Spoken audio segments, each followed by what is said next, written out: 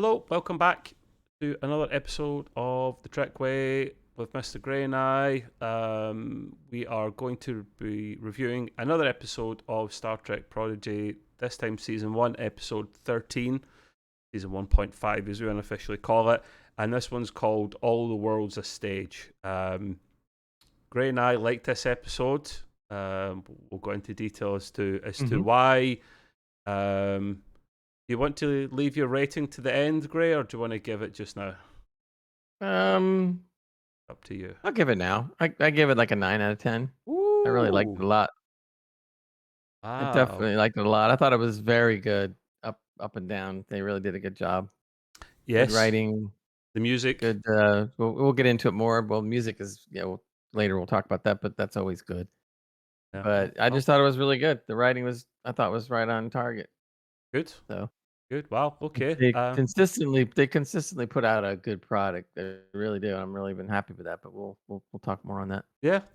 I'm surprised by that, not because you thought it was good, just because you gave it such a. I think that's the highest score you've gave any episode of Trek since we've started doing this. Granted, a lot of it was Lord X, but yeah, No, that Lower is Decks, I gave a 10. I gave a 10 to one Oh, for episode, Lower Decks. DS9. I thought that was. DS9, yeah. So you did, yeah, yeah. That's the gold standard by what they should live up to at Lower Decks, And then you whether brought they it will down. or not. You brought it down in on an Right average down the just tubes after because. that. So the average of the show is like a 6 or something, or 7 at tops 7 at because of best, yeah. yeah. I gave it a 8 out of 10 just because to reach the high end is very, very difficult for anyone to achieve in my eyes. It's not an insult. It's just they've done a great job. There's a couple of Yeah. things they can improve on, which There's we'll nothing wrong with an discuss. 8. There's nothing wrong with a 7. When you start getting to 6, it's kind of 7 above's good. Yep, definitely. But we're tough customers here, and quite Mhm. right. Right, okay, we'll kick off, Gray. In this episode, we actually open on the USS Dauntless. Now that I've 100% found out what the name was, they literally took the name from that ship in the Voyager episode where that dodgy alien geezer came along and tried to get them all assimilated with his tricks and shenanigans. So I found it ironic that probably, I think, B'Elanna Torres has came back and started trying to put slipstream technology in at least one starship, the Dauntless, and they've used the same name that nearly got them all assimilated. So that was a lull moment. We'll get into that in another video. We could talk about the Dauntless and yeah. other things because I've got things to say about that. We open on the USS Dauntless with the diviner. He's kind of coming to, saying some things, not 100% sure of what's going on. He remembers some of what's happened previously. And some of the scenes we do see where that Chakotay was taken prisoner, hence why we don't see him yet at this point.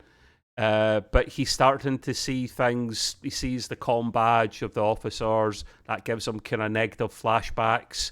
And he's kind of freaking out a little bit. So the doctor, who Gray and I are not a massive fan of, basically comes along and puts him out again. And then real Janeway, Vice Admiral Janeway, then says it's no longer a rescue mission, it's a manhunt because of the things that Diviner's saying. Gray, you've got excuse me, something in my throat here. You've got something you added on here that you wanted to mention as well? We kind of started to mention it, but I thought that the writing was really good on Prodigy. But I'm prefacing that by saying that I know it sometimes has to be a bit simplistic, because after all, it is a kids slash young adults show. Yeah. So some of this simplicity, ends up coming out in the episode, which annoys me, but I get it. I kind of let it slide a little because I get it.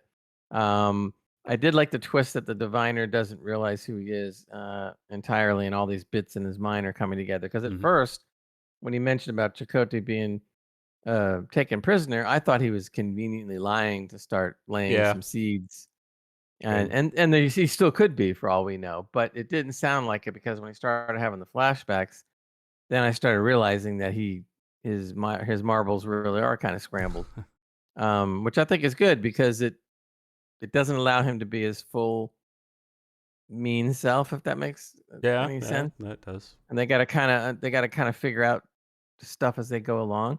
Yeah. I did note, just a small note, that the doctor on the Dauntless finally he was acting a little more like a doctor instead of an arrogant SOB like he was on the last episode. But just a little something. Maybe Yeah. they realized it when they wrote the episode.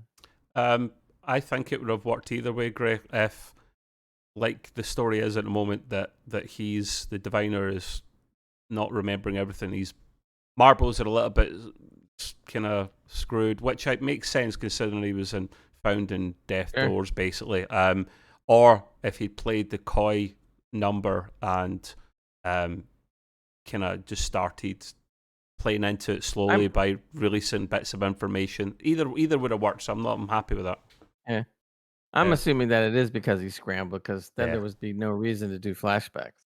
Yeah, and it was freaking out So as well. So if he was freaking yeah, out so and yeah, he deserves an Oscar or something, then if that was the case, and he's acting within acting. right. But yeah, no, we like this so far, and yeah, the Doctor is acting more like a doctor. So maybe he just has the bedside manner of the Doctor from Voyager in the very early seasons. So yeah, always nice to see real Janeway again and the Dauntless. We then switch over to Jankum Pog, who's my favourite character in this. You may or may not, just because he's silly. That's because you gotta be a kid. That's what it is. I am a big kid. So are you, Gray. So am I, yeah.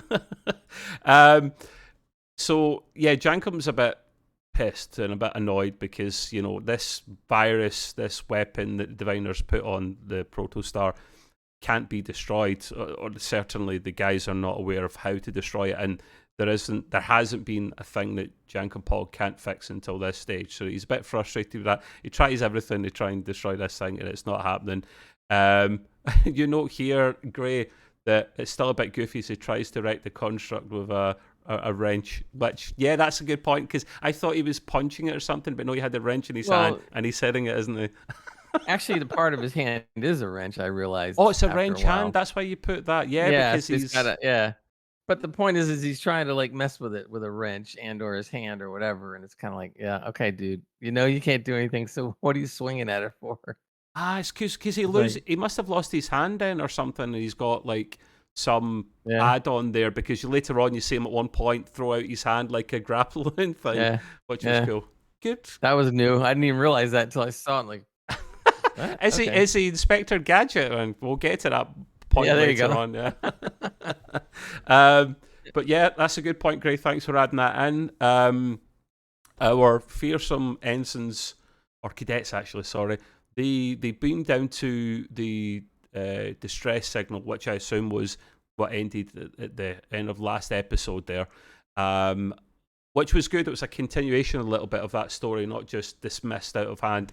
But they don't go down without Rock or Murph even, because Murph is actually a little bit ill, and it seems that some things actually do affect Murph. He's not completely indestructible. We don't know what's wrong with this stage. Episode where we see he's still sick from something. Yeah. And like you said, we don't know what it is, but Yet. Yeah, we find out later on. Yeah. Yes. Let's say we don't think anything affects this guy, but clearly it does. So yeah, Murph and Rock stays on board to look after Murph. And Jankum Pog's trying to stay as well on board, because despite him being able to fix almost anything, he's a little bit scared. I'd like to say, like Gray says, he's a bit of a goofball. And that's why I love him, because I'm a bit of a goofball, believe it or not. Yeah, but clearly the character is written and put in there to do all these goofy things for kids and young adults. I mean, it's typical of any of those kind of shows that they have to have the one goofball. Yeah, it's just for me, it's just kind of like a little too goofy. I mean, I'm supposed to believe that you're a hotshot engineer. You're really, and to be the type of engineer that he pretends to be, not pretends to be, but his acting yeah, I can talk. Is supposed to be. How does he go from being like so intelligent to doing these goofball things? I keep getting surprised. One second he acts like a complete idiot, and the next scene he's like, "Yes, and the dilithium crystals cause a okay. Are you a goofball or are you smart?" That's funny. Apparently, he's a very smart goofball, He I is, guess. and I'm guessing they're allowed to get away with it purely because it's like say the kid show. But it's a Yeah. bit like Haribo Grey, the candy, the sweets. It's kids and adults love them, so they're for both of us. They're for the kids and for the adults. We're both allowed to enjoy this. I Mhm. just want to find out who does the voice acting for him because he must have a bloody field day playing Jankum, just being silly and getting paid to be silly. Brilliant. But yeah, so our man Jankum does actually get beamed down. He gets dragged pretty much down onto the pad to be uh, basically beamed down. And they're on the planet. The oh god, it's a bit like Willy Wonka's chocolate factory. This episode is the best way I can describe it. Is why I never gave it a 9 out of 10. It's not a bad thing. It's just a bit bonkers in a good way. They encounter some locals, let's call them, at this stage, and they don't know who they are, Gray. Right. The locals stun Jankum a little bit, and they're like, whoa, whoa, whoa, sort of, Dal's like, we come in peace, we're friendly. No white flag or nothing. And they stop firing because they recognise the comm badges on them. They call they call those guys Starflight. Starflight, not Right. Starfleet, Starflight. Or Uh, flight, right? yeah, and that's because there's little intricacies in this episodes and stuff. Like you'll need to keep me on my toes, Gray, and vice versa, because you'll see what I mean in a moment. So the two fake officers, as I'm calling them at this stage, are calling themselves James T and Sool U, right? SOOL', right?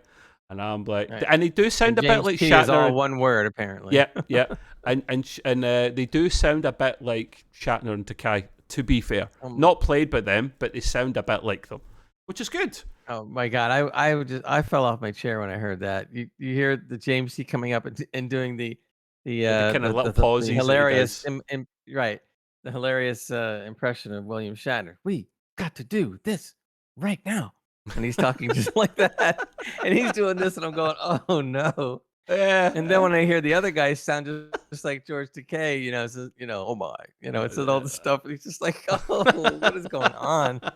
And I'm just like, I'm happy and laughing, and I'm just kind of like, what is going on? This is crazy. Yeah. It was great though. It was perfect. It was a great entrance from these guys, and you're right, they do sound like that. The actors that done the voice part for that, kudos, because trying to get the mannerisms down of both of them, especially Shatner, because when he's playing Kirk, he does do that. Oh yes, we got to do this right away, and these little pauses is what makes him just unique in that respect. So yeah, we both had a chuckle at that. Um, they call they call the distress sorry they call the distress signal the end son, right? And Yeah. they say live logs and proper. Now I had a chuckle at this because And they go like this, I think, with their yeah, they hand, got it right? They do wrong. the What if I you're was like that like that or that? Yeah, something. yeah, Yeah. yeah, yeah, yeah, yeah, yeah, yeah. They completely get it wrong. Gray noticed this at this stage. I didn't until later on because I'm trying to take notes at the same time. So I'm glad you pointed that one out, Gray. Hilarious! What the f moment there? The Starflight, because I'm going to get confused here. The Starflight guys say the Federation, or Federation, Right. They're Federation calling the apostrophe. crew from the right, but they're calling the crew from the Protostar that has come down the They are the Federation. Federation. Federation. And so they're like, okay. And they welcome them. They welcome them to Enterprise with the Z. Enderprise. There's no T. Ender. That's right. Yeah, Enterprise. Enterprise. And it's when they show them, they go, "Welcome to Enterprise," and you see this beat up looking old starship, maybe or parts of a starship that they put Yeah, together, what is that, Gray? and Because we do basically, see another starship later, or yeah, another I was ship looking at it. later. It wasn't a shuttlecraft. It was definitely Something I've some made. smaller, could have been like a freighter or who knows.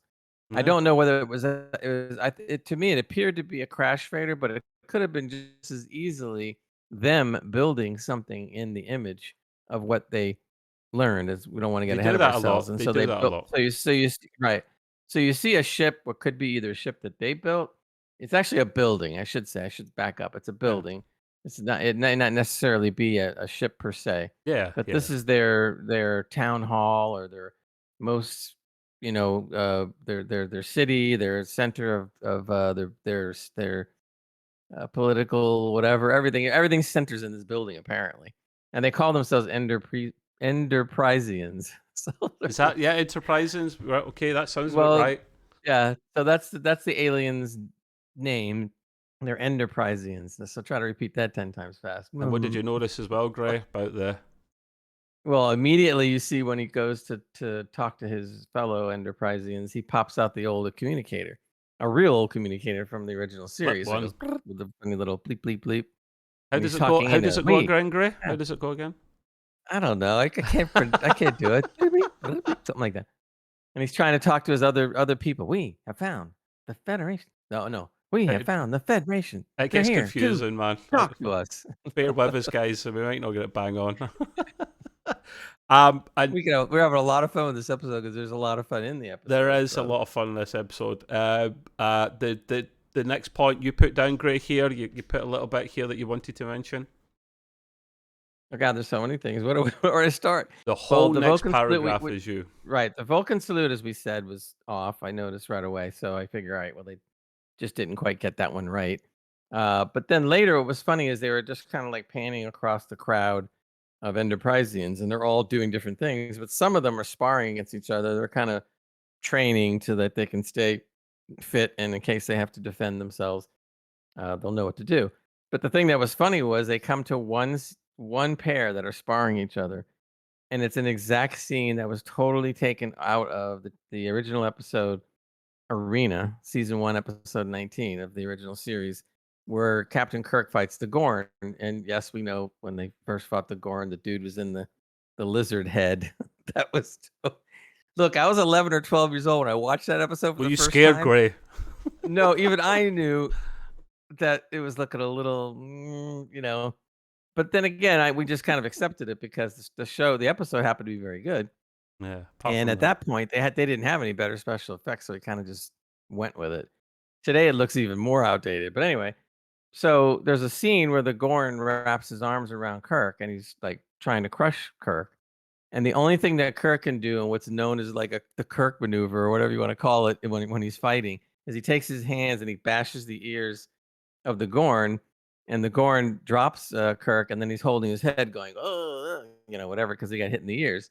So the exact same thing happens in this episode where they're sparring with each other, and one guy has the other one wrapped around his shoulders, and he does one of these to him, and then the guy goes like this, and I'm like, "Oh my god!"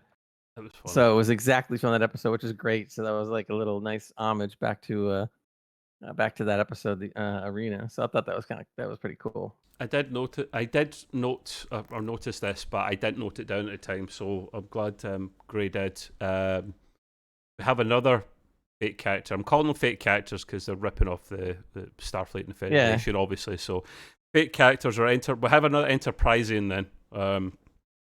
And his name is Dr. Boons, not Bones, Boons. Of course. This is brilliant. And Gray tries to correct me here by saying play instead of watch the logs, but it's not. They're actually watching them. They're reenacting in a theatre Enterprisings the logs that they've listened to, and they do everything in theatre and performance. And Well, our the ensigns whole thing is actually, our cadets actually watch this being played out. the whole Yeah. thing's actually a real play on words, and I just did it again right now. But the Enterprisians were all saying, "We must play the logs, play the logs." That's all they kept saying, "Play the logs." So I went along with the fact that we were playing the logs. But what it really was is that it turned out to be watching the logs, but in turn it was a play. Oh, you're confusing me, So Gray. so now it's Stop it. getting real confusing because you're Yeah. playing the logs, but it's not, but They're it's a play. they're Bleh. playing them, but it's a theatre. So then the Yes. cadets watch this log being played that's actually being watched. And I It's like thought the whole Matrix. thing of doing it as a play was totally brilliant. Yeah, It genius. reminded me long ago. God, this goes way back now when Saturday Night Live first started, and they did parodies of Star Trek back then, and it was very similar because they all just did it, live and on the set of a what looked like the Enterprise, and they would if they made a mistake, they made a mistake. They were live. and it just looked like that, like they were treating it like that, and I just thought that was brilliant. I really thought that was just so brilliant. I thought they were originally going to play like a video or something that they captured off of a, whatever, and so I was expecting to see, I don't know, some kind of video from the Enterprise, whatever, Mm. and yet they had to act it out, which was perfect. So I just thought that was really great. Did Um, definitely like that. I guess most people know what Saturday Night Live is, but for those that don't, it's a entertainment late night show in the States that even I've heard of. It can be entertaining from time to time. Mm. Yeah, because it's the theatre play, and because Jankum loves food, of course he's sitting there eating popcorn. And I'm convinced, Gray, I hear him, it must be him, fart at least once. And because I'm a big kid, I'm chuckling away here. Gray notices some inaccuracies here that he'd like to point out. But before Well, you do, Gray, can I just say that they're definitely not got it nailed on Enterprises. They're definitely made some right. mistakes, and this is one of them. But I kind of, I'm careful about saying mistakes because you could also say maybe it's not a mistake because the Enterprisians don't get everything totally correct. So Part of either the way, charm. you can take it as you will. But James T, who is obviously pretending he's James T. Kirk or whatever, is wearing an engineering outfit, not the Command Gold outfit of the TOS series. So I was Yeah. noticing that was a little off or whatever. Um, but this also happens later on as well. So, we'll get into it. But I noticed right away that I couldn't understand the color thing, what that was all about. Yeah. Um, Yeah. but I thought the other really funny thing that I thought was great, another little parody of what really happened in real life. There was a scene where they were pretending that something was, they're on the bridge of their Enterprise, which looks similar to the USS Enterprise of TOS, and they're on the bridge acting out something that's happening. And so when they acted out, the characters, the Enterprisians that are on stage, something happens to the ship, and they're doing this. They're shaking and going like this because something is yeah, happening. Because right, yeah. I see them doing this, I'm cracking up because I know exactly what they're doing in real life. When they filmed the original series, like Star Trek, that's exactly what the real actors had to do, because back then they couldn't afford, special effects or moving sets or whatever. So they would literally, the director off camera would be going, "Okay, we're gonna tilt the camera to the left. Now it's gonna tilt to the right. Now it's gonna," and they had to actually go like this as if something was happening, and it worked. It made sense to the video, but that is exactly how the actors had to play it. And when I saw them do this, I'm just like, "This is great. I love this." And so they're just sitting there just doing that, and like it just was hilarious. It is a good point that Gray brings up. They nailed that one a T. And their theatre performance was pretty much how you would see a lot of theatre performances these days, with the Sure. cardboard cutouts and stuff of whatever they're bringing them on and off, and they're literally running on, grabbing a couple of the set items, running back off, replacing them, Yeah, just like you kind of would at the moment. To be fair, so I more like like that. a So, high school play. yeah, I guess, yeah. Because I guess normally the theaters these days, if they're doing something like that, it'll go to dark and then they'll replace things and bring the lights back up, Right. and you don't notice as much. So yeah, no, it was cheesy, but it's kind of cool. It worked. There was a reason behind it, and that's why it was funny. So Yeah. Um, it the worked. next Starflight character pops up, and of course it's Sprock, not Spock, Sprock, with his words so wise, apparently, as they say in the play. I do like the fact that Sprock says most illogical, which is just brilliant. And then we get next another character in this play, and it's a parody of Scotty. Now, Gray notes here, he is actually called Scott T. He's actually, none of us picked up that was actually what his name was in Yeah. the episode. It was just Gray dug into the credits and found this out. I'm a little bit annoyed they didn't use his actual name, but it makes sense, Gray, that he's actually called Scotty. I'm just thinking, Yeah. I'm thinking of goatee in my head for some reason when I Yeah, I say know. Scotty. And of I'm course, growing a Scott. now I do mention here, as a Scotsman myself, I'm offended by that bloody accent, because at least James Doohan, while it wasn't bang on, it was definitely closer, and it kind of just suited him.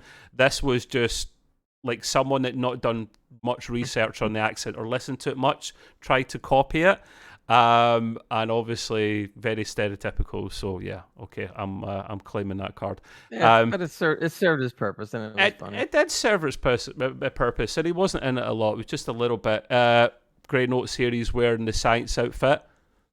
It's all messed up with the colours. Point where, but I like this mistake though, Grey. They've mixed up the colour schemes completely wrong, and I love it. Part of the charm of the Enterprisings, isn't it? That's right. And then you mentioned here as well, the Enterprisings can't get everything correct here, and that's the main thing they do, make a boo-boo of all the shirt colours being wrong for the different ranks and whatnot. We get another character again on top of this one. This one I didn't pick up as well as Grey did, called Ensign, and we'll find out later on where he comes from here. And what's it he says? The hero of the logs. Right. So they introduce him as being their hero. In other words, the Enterprisians' hero. So they hold this guy, whoever Ensign is, we find out later, that he's the man. He's the guy that started this whole thing that of what their civilization is today. So as it goes on, it turns out that Starflight or Starfleet, flight, whatever, was prophesized by Ensign to come and save them from the gallows, as they call it on the episode. So again, Ensign is their hero. Ensign is the one that says Starfleet was going to come to answer their call. And of course, it happened, and they're all happy about it, But that's how that all came about. So that's their hero, whoever this Ensign is. This Ensign, we will find out about shortly. He's saving them from the gallows, which at this stage just looks like some creature in a forest type thing that infects anyone that gets anywhere close to it. At this stage, that's what we know anywhere. And hereafter as well, Grey, a point about Dal that you wanted to bring up? Yeah, what I thought was there was a main kind of twist or subplot to the story, and that was that Dal is very conflicted by the fact that he believes, as the Enterprisians do, that he and his crew are also fake Starfleet. He's having a down moment ever since that happened in the previous episode, that he just feels that they're wasting their time pretending that they're Starfleet, which, of course, the Enterprisians do as well. So he has that identification, but he's treating it in a very negative way. But to his credit, the Dr. Boons, the Enterprisian Dr. Boons, asks Dal at this point, he says, do you believe in Starfleet? So he's kind of challenging him and saying, like, well, you're saying all the stuff about us, yet you are doing the same thing. So do you believe or don't you? And he has to think about that for a second. Also, I wanted to pause for a second. It was interesting just before when they're having the issue of getting infected by the gallows or whatever. The Doc actually starts talking serious for a second, which I thought was interesting. He didn't act like the typical Enterprisian at all. And he starts going into talking a little bit about, just a little, about Ensign. And he says that he knows about the Prime Directive, and he knows that they're not perfect, and he knows that they can't do everything, but they still do the best they can from what Ensign provided. Nobody else in the Enterprisians said anything about this. None of them got into what they believe and how this came about. The Doc Boons was the only guy to say something about that. And so for a moment, it was almost like he was saying, yeah, look, we get it. We know we come off as looking really kind of goofy, but it's not what you think. Yeah. And this is this is why. I thought that was pretty good. It was really handled well by the writers, giving us a chance to see that the Enterprisians have a serious side to them. You happen to figure it out, there's more to it than what you think you see. Yeah, I thought that was handled pretty well. There is a serious side to them for sure. Enterprisings. Yeah. It is I'm again glad that Grey brought this up, because it was a very somber, serious moment. Like Grey says, that Dalhash actually think, well, wait a minute, hold my beer. This is exactly what's happening to us in a way.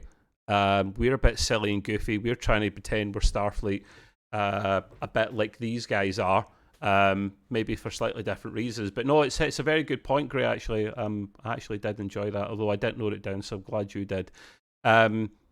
So we move on to someone rushing into this fake starship building thing that the Enderprisians have made, and it happens to be none other than Cadet Hur-A, right? H-U-U-R apostrophe capital A, right?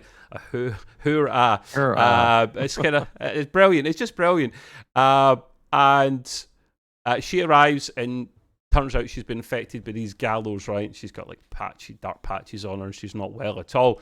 And pretty much momentarily, Dal has been affected by the gallows as well. Now, God knows why he went nowhere near it, unless he was the one that was closest to Cadet Hurrah. I would assume he must have been, you know. Without giving anything away, because we're talking more about the episode. I kind of noted that later on in our notes, because I'm sitting there going like, well, he must have caught her or something. No, he did touch her. There was a part where he had her in his arms, but I'm still trying to figure out, like, wait a minute. So I wasn't really sure, but let's not talk about it. I make a point of it later. Of course. At this point, hindsight's a wonderful thing at this very stage. But yeah, so they're both man down at this stage with the gallows, whatever the hell it is at this stage. The crew love the name though, right? The gallows. Oh, it's brilliant. All this theatrical it's a typical names. Usual writing trope that they use. Go to the gallows. Yeah, it's all very theatrical if you think about it, Gray. The gallows and the names that they use for things, the Enderprisians, you know. I really want a species to be called the Enderprisians now, and that's just brilliant. Well, they are, as far as they're concerned. That's I guess it's just because it's a bit goofy, but I guess they are. So why the hell not? I would love to have known their name. You know what? I want to see them again. Not now, but like maybe next season or something like that. I want to see them go back. I would love to know their name. They were great. Agreed. I would love to know what their name was before they were called Enderprisians. Is maybe the point I'm trying to make. But anyway, because you got to figure they've been the Enderprisians for at least 100 years. Generation because at least, you know, so for 100 years, I don't know what they were before the 100 years, but you would think there's got to be some other history there, whatever the heck it is. I would like to discover it again in the future, a future episode. So we'll get two guys man down by the gallows. The crew literally have to go to the source in order for Zero to literally try and make some cure for it. And so Rock this time, our good pal Rock, does beam down, leaves a hollow Janeway in charge of Murph, who's still man down at this stage as well. Everyone seems to be bloody sick at this stage, Gray. And Rock brings down some EV suits so they can go and investigate. Super Rock to the rescue. Dal at this stage is going a little bit nuts with the effects of the gallows, you know, a little bit stir crazy. He's itching himself all over. Is like you'll find out later what obviously causes the gallows, and it kind of makes a little bit sense. But James T, all one word, remember, puts or was it the Doctor? I think it was James T. I think it was James what T. now? James T puts it was the Doctor. Yeah, there we go. Glad we're on the same page now. Puts leeches or some leech type creature on, which seems to help. Now, doesn't make a lot of sense that, but anyway, we'll go with it. Although I can't remember exactly what he said, he did say what it was. He said that the leech introduced some kind of I don't know, natural enzyme or something like that. And he even explained it, that reacted with the such and such and brought the pain down. So he actually explained it medically. True. It just seemed to happen immediately. It's not very... It's a cartoon. We got to go with the cartoon thing. Yeah, okay. I mean, if you want to think about it, again, we're in the confines of what essentially is, minus the credits and what would have been commercials, 23 minutes of footage. So they have to sit there and go quickly with stuff. Like, of course. He gets infected. It takes 3 seconds, and he's infected. Yeah. And he puts a leech on his neck, and then within 1 second, I feel better. Bray, you have to. You definitely choose your moments of when to nitpick, and then when you don't want to nitpick, you use the whole "it's a cartoon" excuse.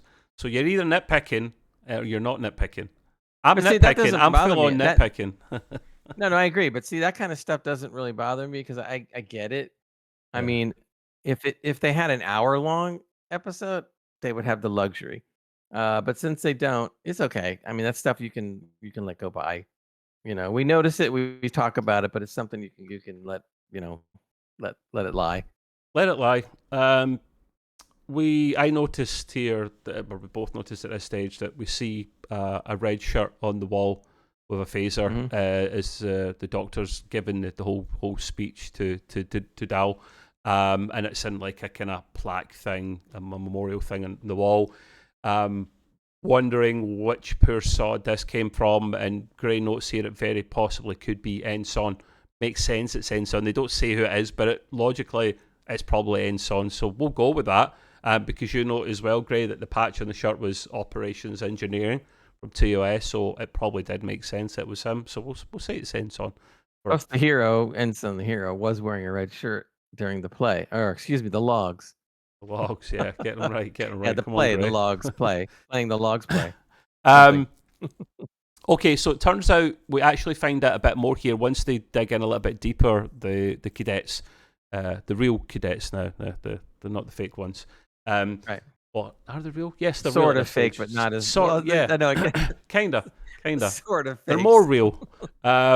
So yeah, it turns out the Gallows, another play in the word, is the Galileo, the shuttlecraft from TOS. Which I thought was brilliant once they found out what it was. At this stage, the cadets kind of, or some of them know what that is because some of them have actually started taking their job seriously on top of the Protostar, on Right. board the Protostar by researching about Starfleet in general, and they went, Galileo, that is a shuttlecraft from back in the day. Well, the cool thing is What's that the that? guy that points it out is your buddy Jankum, because he goes like, I've been studying a bunch of 23rd Yeah, or you'd hope 22nd so. or whatever it was century technology, and so he already knew, what it was all about. So that was cool. So I was Yeah, like, all he's right. done his research. He's actually working hard, which is a good thing. It seems that the warp engines. I had to go investigate this. Actually, I was like, is shuttlecrafts back in TOS days get warp engines? And they do. Yeah, I'm thinking probably just Enterprise in my head. They didn't have warp engines, but the TOS ones did, and apparently they could match the Constitution class. I find that far fetched, but it's in Alpha Wiki online. So literally go and check that Yeah, one out. the It's shuttlecrafts were never meant to go more than like warp 1, so it's not like they were well, any kind of speedy craft. partly they But can match the Constitution class, so they could go warp 7 in theory. Again, it's we're nitpicking. We're yeah, nitpicking. That's what Wiki says, and Wiki's always right, isn't it? Not. Anyway, well, right. So well, the warp engines are they're leaking. They're leaking plasma into the water. It's affecting everyone in that respect, and it's causing kind of explosions every now and again because the effects of this plasma falling in. There is the lithium crystals there as well. Gray notes as well, and once you start leaking plasma in that respect all over the dilithium crystals, it's causing a nasty effect. It just is causing random explosions in there. So the crew at this stage tried to hail Zero, but due to interference, they can't. So Jankom Pog has the great idea because of his research before on these old ships to use the comms array of the Galileo to get a signal out, which I thought was brilliant. yep. This is the point we mentioned before about the Gray notices the wrench hand, because the Galileo's like sitting on the edge, about to fall in kind of thing. It's the whole writing trope that writers love to use. He jumps up to the ship and literally uses his wrench hand, but it's not a wrench this time. It's Inspector Gadget into something else. It's his actual Right. real. Becomes a grapple thing. It's a Whatever. grappling. It is his hand, but it's a fake hand, if that makes Yeah. sense. So then he puts that out the other side of the Galileo onto like a structure to hold on to it for a little while he can send the signal out. So I like that. That was pretty cool. He was able to tell Zero what's going on, so that he can then go and make a cure for those two guys. Now, great. Gray notice here. He calls Jankum a dweeb. Well, I'm offended by this, I Gray. didn't say What it was a the? dweeb. I said he. I The said he accent did the one. thing that That's the I. same difference. Yeah, but the thing I was trying to say about it, or the different thing about I saw in Jankum this time, is that he always acts rather annoyingly like a dweeb half the time. But here, all of a sudden, it's a complete turnaround. He knows his stuff. He knows his engineering. He knows what to do, and he's brave because he never acts brave. And he even said when he crawled into the Galileo 7, he said more or less, if you don't, this doesn't work, and you don't hear from me, he was trying to say, without saying it, he was saying I might die, Yeah, doing this. yeah, he did act So brave. I was like, oh my god. So now all of a sudden, instead of running away from everything, he's like full head on. And I was like, I thought that was great. So I was really nice to see, and I hope the writers do more of that. If you're gonna make him act, like a goofball, please have him act like this, too, sometimes to set it off a little bit. Yeah, it's about timing as That's all. well. About Yeah. timing when he does these silly things and when he's serious. And he was silly probably for the most part at the right times and serious at the right time, which is great. But you also mentioned something else underneath, Gray, that you want to cover as Yep. well. At this point in the story, Jacob gets his message through to Jankum, Zero. Jankum, whatever. you pull me up, he I'm gets pulling his you up. he gets his message through to Zero about the toxic runoff problem, and this now that Zero hears this, she, whatever, she knows how to create an antidote because she couldn't do anything before about the poisoning because she didn't know what was going on. So now that she does know what's going on, she was able to put an antidote together just in the nick of time. And they go ahead and they give it to Dial and Hurrah, and apparently they get better almost instantly. We talked about that though, Hmm. and they're all good now. Yeah, Now this is where I kind of made a little note about what I was kind of talking about yeah, earlier because in I the already our mentioned that thing here. point before, Gray, Right. So we're about the both cure. sitting there thinking, like, to ourselves, Trev and I, so how do you catch poisoning? The only way you're going to get poisoned by somebody else that's poisoned is if you have a blood exchange. Yeah. Right? There was no blood exchange. He only cradled Hura in his arms to help her when she was falling down. Right? There was no blood. There was no exchange of bodily fluids or whatever. So you can't catch poisoning. So I think that was it is something that is not a Are nitpick. I you? think that's a major flaw in the story because you don't catch poisoning. But whatever, we'll let it go. But they could have said it somehow differently or handled it somehow differently. I'll. But like I said, you don't. It's like getting bit by a snake and then touching your friend and saying, "Oh well, you're poisoned now too." It doesn't work that way. That makes sense why you mentioned that again, Gray, after me talking about the cure, because I was like, is this man not reading what I put down? He's repeating the same thing, but yeah, he's elaborating on a main plot hole. Yeah, I We'll, just thought that we'll was give you weak. that. They could have come up with something better than that. That just was too weak. We'll And give you how that, they just Gray. kind of Right, that's 1-0 to you. You've got that one there, man. That's it's not a nitpick. It's not a nitpick. It's a plot hole. yeah. That's fair enough. Right, so at this stage, the Galileo is she's falling apart, Captain. It's getting ready to literally fall into the water, and there'll probably be a bigger. In fact, there is a bigger explosion when it does happen. So this. I found this bit bloody cool. I'm just saying, heads up, spoiler. They literally have to fly the protostar in manually because all the interference. Hollow Janeway can't take command of the ship because at this stage, if you think of Hollow Janeway, she's like a cross of the Doctor from Voyager along with Doctor from the Voyager with the command hologram protocols built in. She's a Swiss Army knife basically, so she can do it all. But because of the interference, she won't be able to do that. Goddamn interference! It's always a thing in Star Trek, but it is what it is. And But it's plausible. it Any is crap can plausible. happen. It is plausible. So at this stage, because the protostar is literally several officers down at this stage, they have to recruit some of the locals. At this stage, I'm thinking, what the? But this is the genius part here. So they get some locals beamed onto the protostar. Right. 3 of them. 3 of them. Yep, 3 officers. We've got I count. So we've got Sulu. We got Sulu. Yeah. Do you remember the other 2 characters? It was a I think random one of them one was or 2 I thought randoms. one of them was James T, wasn't it? James T, One of them was, Sulu, and we don't know who the third is, and possibly a random. yeah, whatever. Unless it One of was Hurrah, and she's cured. Anyway, right. We don't know who the Oh, third is, but okay, maybe that was. Yeah, whatever. because it was a woman, so as soon as they beam on board, literally Sulu says, my.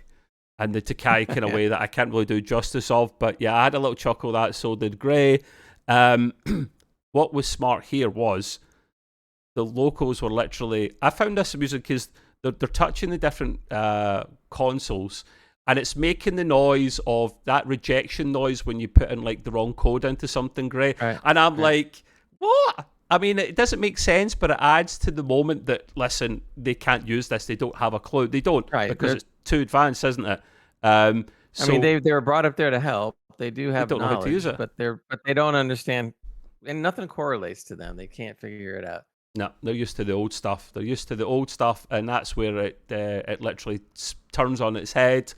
Janeway at this stage, Hollow Janeway tells the computer, which she kind of is. That's a weird mind bender there. To literally transform the consoles into the original Enterprise there. Now, at this stage, I had no clue the Protostar could do this, but it makes sense. It's an advanced starship. Why can't it? Especially when you see Discovery later on in the future timeline being able to change things like that on a whim. Spoiler there, Gray. And then you got little hints of the original music coming in as well from the original series.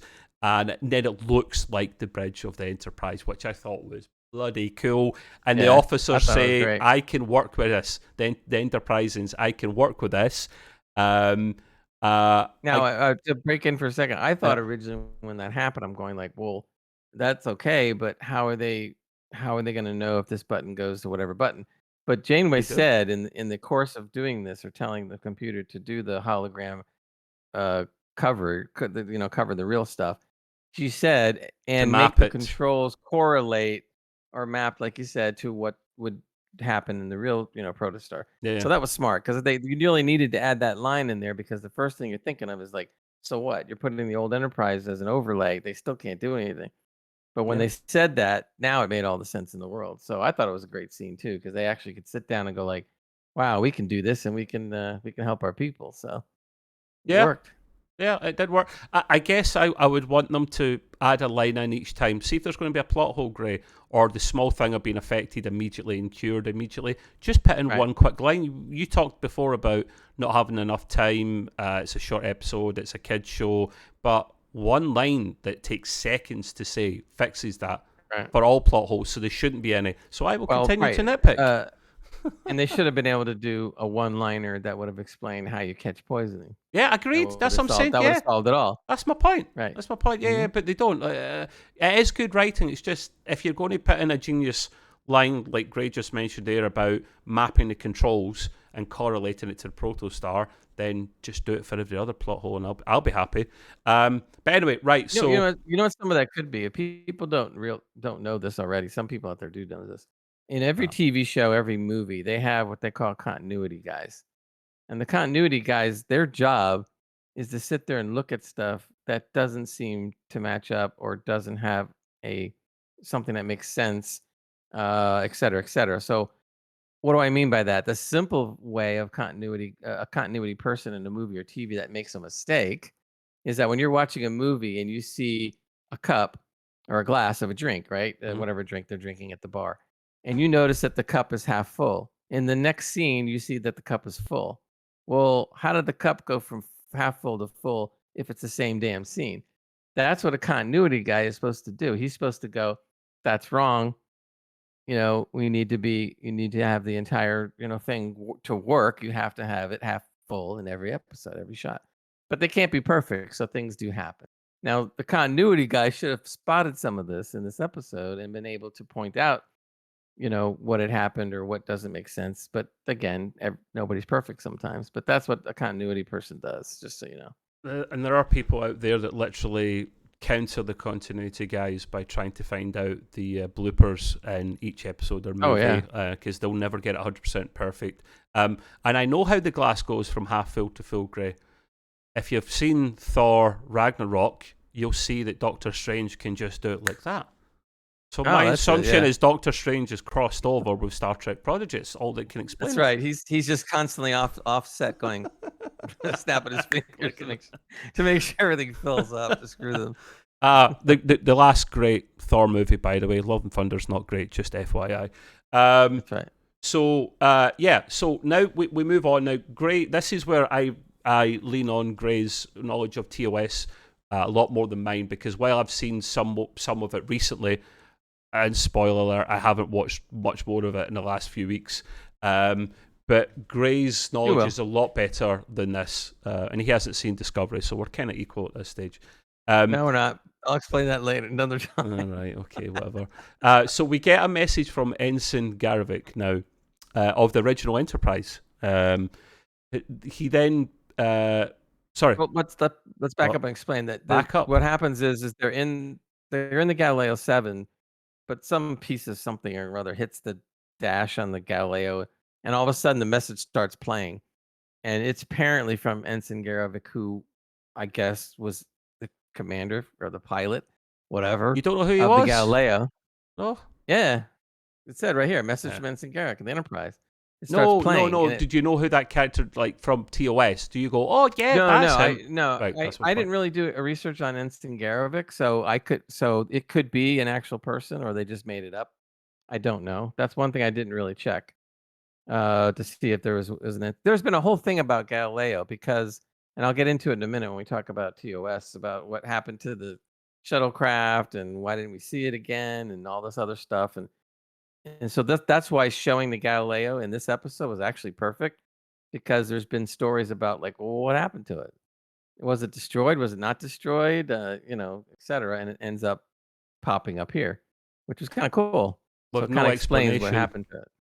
just randomly pops up. Right. But So the message starts to play. yeah.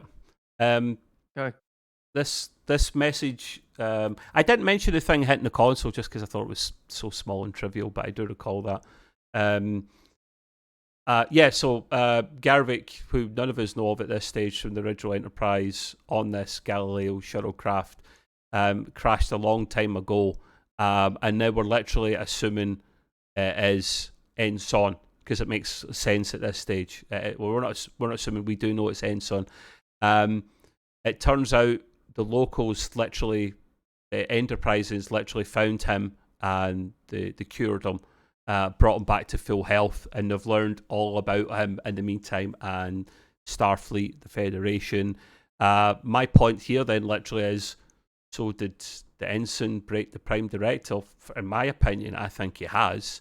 Yes, there's only so much you can do if the locals come aboard your ship and try to find out what's going on, but there's nothing stopping Garvik from shutting his mouth and giving out minimal information. Again, it's all hearsay. We don't know. I'm just making assumptions here. And of course, the Enterprises back in the Protostar save the day. They beam up everyone from inside the Galileo, because everyone's jumped on board with Jan coming out at this stage, just in time as it falls to its doom. And Gray does, like he'd gave you a spoiler before, did put a note here about the original Galileo that he wanted to mention. Yeah, and one thing I wanted to do, I looked up real quick just because I should have looked it up before, but apparently there was an Ensign Garovic, and how it's explained is that Captain Garovic was a male Starfleet officer who lived in the mid 23rd century. He was the commanding officer of the USS Farragut and the father of Ensign David Garovic. So more than likely, Garovic, this Garovic we're talking about, is David Garovic. Did you just find The that out just actual, now? yeah, Okay, yeah. fair I had to enough. look it up because I was really curious about See, that. Gray can do that. I can't, because it will mess up the recording, so I'm glad you did. So basically, that covers that for TOS too. But now on the other side, and I could be wrong about this, but I noticed something interesting on the side of the Galileo. It said shuttlecraft NCC-1701/7. Mm-hmm. Now, there's two things it could be.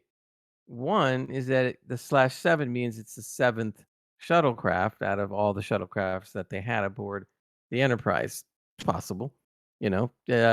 But what I would think it might be more of a reference to is that there was a original episode, Star Trek, called the Galileo 7, which was season 1, episode 16. And in that episode was the first time, I believe, we saw the Galileo ever in the original series, and there were 7 members on board of it, including Spock.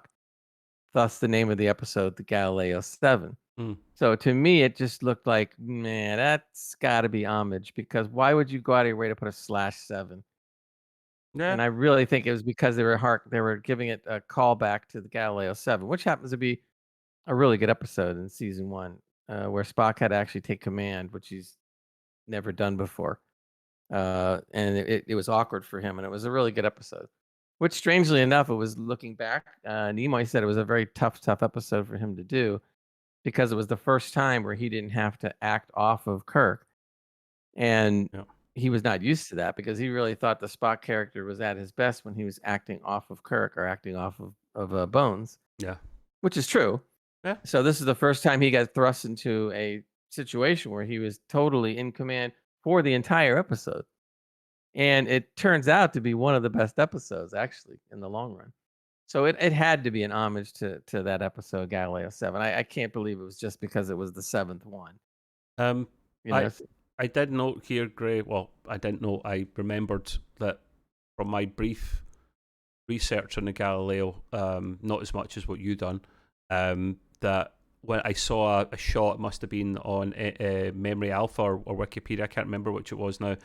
And I do see Spock in command of that. Yep. And you see the inside of the shuttlecraft. Now, it seemed a bit weird when I noticed this because it looked pretty big. It looked like they were just in a big room in real life covered up. Yeah. Now, if you think about this, shuttlecrafts these days seem too small, the interior, for what they actually are. You need to see the outside, they don't correlate. Now, there's probably more to more modern shuttlecrafts, more rooms than there is. And the old shuttlecrafts were literally probably just one big room. So I liked it. Probably looked more realistic back then from the pictures I saw. But you got to love the Galileo, this very famous shuttlecraft in Star Trek. Well, the cool thing is, in the original series, they made a scale model. I mean, it was that big. Yeah. And they were in it, and you saw it from the outside too in that episode. So if you all are remember the episode, or if not, go back and watch season 1, episode 16. You'll see that what we're talking about. And this is why practical effects sometimes are more effective, boys and girls, than all CGI, especially back in the olden days where that's all you could pretty much do for the most part. You know what? A little side note, because since you brought that up, very interesting. They said that I believe it was Zack Snyder's new sci-fi thing he's doing, and a couple of other directors. But I read in an article that they're starting, in certain scenes, not everything, they're starting to go back to model building, which was always an amazing talent, to be able to actually build these models and make them look real. So now I've heard that they've actually gone back to model building in some instances, in some scenes, and combining it with CGI, which I think is pretty cool, because that's a real lost art, and it's amazing if you own a model that was built, whether it be the Enterprise or any of the other models that were built for those kind of shows. They're actually worth a lot of money. Yeah, because of the art form that's kind of dying off. It was. I don't know if you got that point from the thing that I mentioned a while ago, Gray, which was so Zack Snyder's new show that's coming out soon, Rebel Moon. It's his own little sci-fi universe thing he's building. He literally, the ship for that, the main ship, bigger than a shuttlecraft, is actually built like the outside of it and the inside. Well, for the one of using futuristic technologies, which we don't have access to yet, he literally built the bloody ship. And it's huge and it's expensive but very impressive. So that touches on what Gray just mentioned there. Yeah. It often helps a lot if it's not only real for the actors to be able to take this in, actually touch real parts of the ship and make it realistic overall, because there's only so much actors can do with CGI and blue screens and green screens and, practical wherever possible. And then, to be fair, CGI is so bloody expensive that maybe it's just the same price, if not cheaper, to do practical effects. So, yes, I did like that. Now, at this stage here, Gray does notice, and I will second this, that a little touching part here was that the Enterprisings, after their little shenanigans, actually become the new heroes because they literally did save their people. So now it'll maybe shift away from the Starfleet guys to maybe them, because they should be the heroes of their own people, I guess, to be fair. Kind of closing in towards the end of the episode here, I did notice here, this is the first time I noticed, Gray noticed sooner, when Dal does the Vulcan salute, one of the Enterprisings literally corrects himself and does, or she, sorry, corrects herself and does it the right way, as opposed to, I don't know, it was like maybe like that before. Like I can't, Right. so I can't do it the They're wrong way. kind of I've trained messing. They're kind of like myself. going like this. My and they memory, can't- my yeah. hands are built to do this. It's hard to actually get the muscle memory to this. Something like this, and then it moved to that. I like that. I like that. Yeah. But yeah, so this local realised she was doing it wrong the whole time, does it the correct way.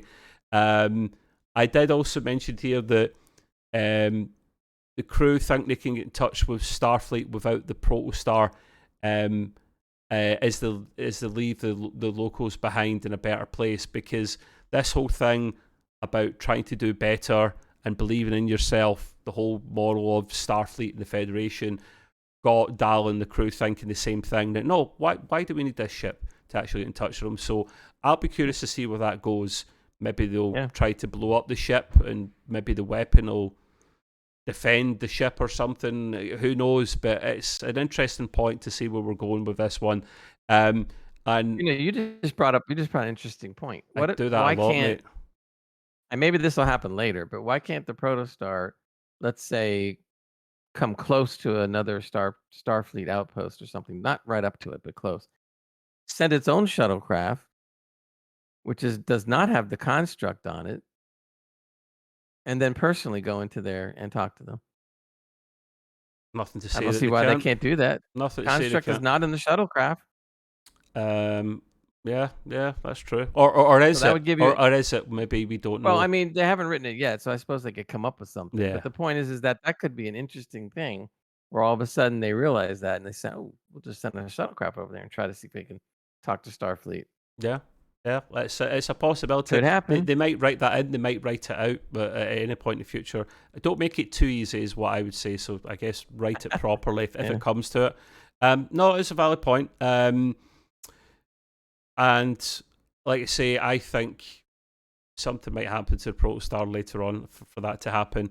Gray, you notice notice something down about a second contact rule, which I do recall, but it's a good point because it kind of makes the whole episode and what happens next a bit more plausible.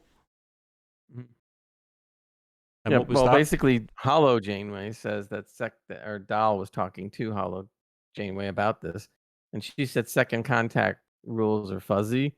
So that kind of explains, as you saw at the end, the crew was giving the Enterprisians some more of their tech, other stuff that would help Phasers them and stuff, out, and some phasers, other things like that to kind of keep them moving along, I guess, on their curve or whatever.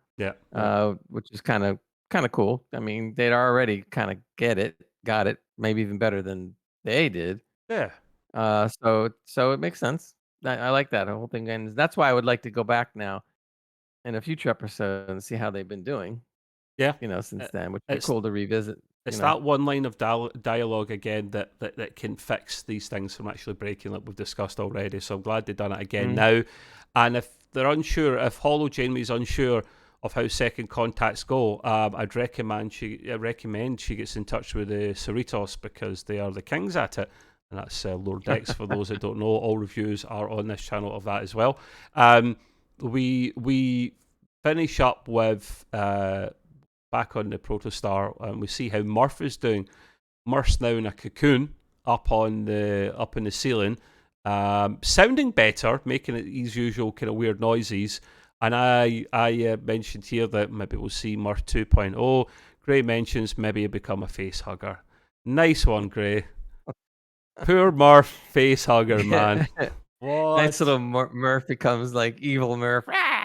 Evil Murph, Jesus Christ. But yeah, it was funny when we amusing. saw the cocoon. The first thing that I thought about wasn't the cocoon. I was thinking like, oh, Murph's a female, and there's gonna be a bunch of little Murphs running around, Yeah, stuff that she's pregnant or something, yeah. but that wasn't it. So Oh, now Mercer it's in Heath, the I've definitely cocoon. said that. Well, I guess this is kind of cool because now that he she it is in a cocoon, like you say, what's Murph 2.0 mean? Is it going to be My just a bigger version of Murph, Yeah, or my is it going theory to is be it's like Groot. It'll be like Alpha Groot, but Alpha okay? Murph. Big, strong, more like solid that could take on things. So, what's your theories? I have no idea. I think I would lean more towards what you're saying, but I'm wondering whether if it's Murph's gonna look Different? decidedly different. Yeah, Should do. but Otherwise, what's I the don't know. point of going in the bloody cocoon? So yeah, I give this episode a 8 out of 10. Gray gave get a 9. There's a couple of things he mentioned here at the end that you wanted to touch on about the musical score and etc. etc. Gray, so I'll let you have that part. Yeah, we've been noticing since the series began, actually, but we talk about it more now. That we really love the music on the show. That it's done very, very well. It's excellent musical score in every way during the episode, and music can really make an episode, as we discussed last week. Yeah. So I just decided I wanted to find out what this was about, and I know I might be butchering her name, but the credit goes to a composer, Nami, Nami Melumad. Okay. That's Melumad. Sounds plausible. And apparently, she also does the scoring or the musical scoring for Strange New Worlds, which is very Yay. interesting because That I was really like the excellent as music in well. Strange New World. Yeah. Yeah. Yeah. So I'm sitting there going like, okay, that's starting to make a reason now. The other thing that what we touched on in Lower Decks is we noticed that Lower Decks had named a planet Tatascori, and that is an Italian name. Me Yeah. being my descendants are Italian, Yeah. and so I just was curious, why would they name a planet an Italian name? I'm just curious. I said it has to be some kind of, tribute to somebody. Yeah. So I went and looked it up, and I find out that there is an animation voice talent by the name of Fred Tatasciore, who has done Trek character voices in the past. So as I'm looking through the credits to learn how to spell boons and the I do that hurrah, and all the time, mate. I do the same. all this stuff, I all of a sudden hit upon the fact that Fred did voices in this episode. But not only did he do one voice, he did a bunch of them. He did Dr. Boone's, he did Ensign Garvik, he did Sprock, and other assorted Enterprisians through this whole episode. So there you go. What we were talking about before comes around, and here's Fred again. Yeah. You Full know, circle, man. Full circle. pretty talented guy though. Do all these all the voices. Oh, You know, some people. I mean, voice actors don't get enough credit, and I think they should get more yeah. credit. Maybe just as much as people that do the full shebang, because they're working with less tools than their full acting counterparts, and have to put in a convincing job. So, and usually they don't have anyone to act against. So, credit to this guy. Very good. I love Well, the the musical other notes as well. the other thing for a voice or an animation voice actor is the fact that the more voices you can do, the more you stay employed, and stuff. And I years mean, and years ago, before this became a thing, you don't say. uh, yeah, you had voice talents that would be able to just do like all the Looney Tunes. Oh God, now I can't remember his name. All of a sudden, that did all the voices. He was the called a man of 1,000 voices. He literally did hundreds of voices for all these characters. It was just Oh, one guy, and he's stuff, rich. and it was Was rich. amazing. And then all of a sudden, ever since that time, there's been like multiple people able to do so many different voices, which is important in an animation thing. It is. It is. But I think it's great that they can do that many voices. It's like, I'd love to do a job like that. Nobody have to look at my ugly mug. I could just go in there and do all these voices. Well, that's a brilliant segue there, Gray. Thanks for that. We'll do the usual call to arms now and finish up that. Not wanting to see ugly mugs. If you don't want to see our ugly mugs, then you always can listen to us on audio platforms, because we are out as a podcast as well on pretty much all the top dogs. So whatever you listen to your podcast and music on, you can search for us in the Trekway there. But as usual as well, I want to thank you for tuning in, and Gray for joining me on this this review adventure. If you could do the usual and give us a cheeky thumbs up. Thanks, Gray. And a subscribe if you like this kind of content. Wait, see, I don't need to add anything in for editing of you having to someone point up and down, because Gray does it for me, man. He is my special effects. That's right. So I'm the model. You don't have to use he's the real thing. I can do it myself. We talked about practical effects people, not CGI. So there's a perfect example. But yeah, no, in all seriousness, we do love comments as well in the videos. We got a lovely comment recently from someone on our Jonathan Thrake's interview that Gray done back in the day. He learned something from it, Gray, which was good to know, and he put a lovely comment. So we thank him for that. More comments from people about things they like or dislike, or things that we could do to improve it. As long as it's practical, we'll always take it on board, because we don't pretend to be experts at this. Gray does the Gray's Green Room, which we'll be doing an episode of next weekend. We'll get a lot to talk about that, and that is literally Gray's Green Room on YouTube, the audio platform, and on Twitter. And lastly, but not least, we are on the gaming scene. We do podcasts for that every week, including this evening, and that's extremepcuk.co.uk. If you go to that website there, you will get the link to go to the Discord. But yeah, thank you for that, guys. Until the next episode, have a cracking weekend, and wish you all the best. Live long and prosper. See you later. Bye.